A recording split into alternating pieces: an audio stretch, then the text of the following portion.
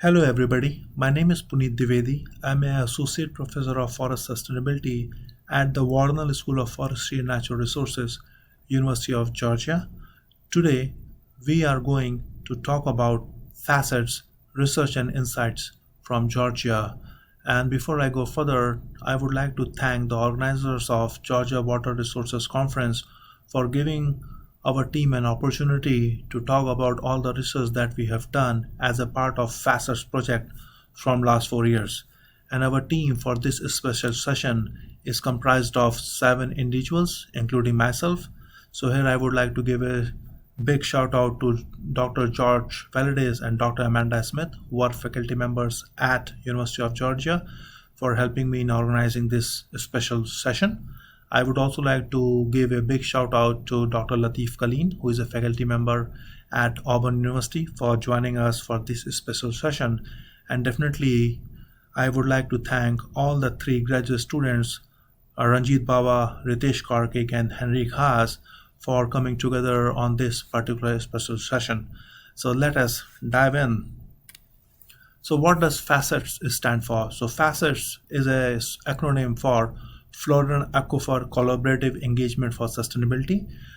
This is a 5 million coordinated agriculture project supported by USDA National Institute of Food and Agriculture. We are almost finishing 4 years of this particular project, and so far we have been blessed with really good results which can make a big difference when it comes to the future of Floridan Aquifer in South Georgia and North Florida. Plus, we think that our findings can also feed into other aquifers which are present all across the country. So basically, why this Floridan aquifer, right? So let us talk about few things so that you get an idea that what Floridan aquifer is and why it is important to study this important water resource that we have across 4 states. So the goal of FACETS is to ensure economic sustainability of agriculture and silviculture in North Florida and South Georgia while protecting water quality, and habitat in the upper Floridan aquifer and the springs and river it feeds. So for all those people who are not much aware of what Floridan aquifer is, so as you can see the picture on your right hand side, the Floridan aquifer system is one of the most productive aquifer system in the world, which basically means it recharges itself really fast relative to other aquifer in the world which take thousands of years to recharge. Right, it covers almost 100,000 square miles across 4 states, as you can see on this picture, and plus it is a very important resource for ensuring that all the folks who called this region home have access to clean drinking water. All the industry that is using all the water to produce different products. It is a very big tourism attraction because this area, thanks to all the groundwater which comes out in the form of springs, is also known as the spring capital of the world. So there is a lot of tourism which is involved here. But as you know, that with huge demand of water comes other problem. For example, the current data suggests the water flows in the spring is going down. It also suggests that water quality is going down.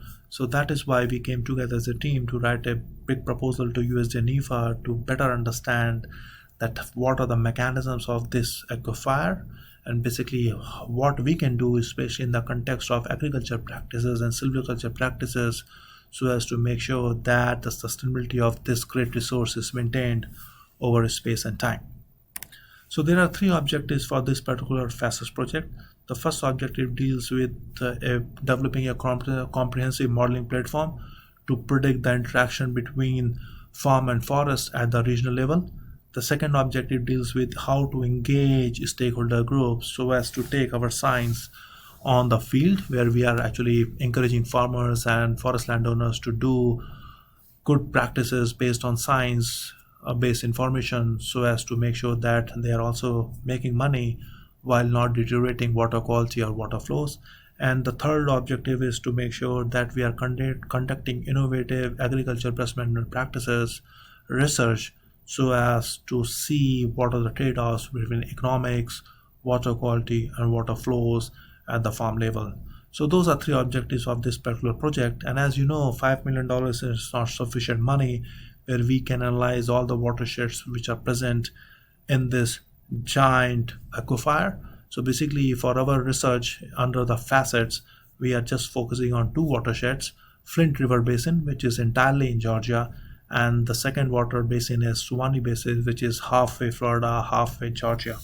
And if you don't know, these two watersheds cover about 33,000 square miles, out of which 5 million acres is under agriculture and 11 million acres is under forestry, and about 10 million people are dependent upon these two watersheds to get their daily supply of drinking water. On top of that, there are about 300 plus springs across these two watersheds that we have selected for this research.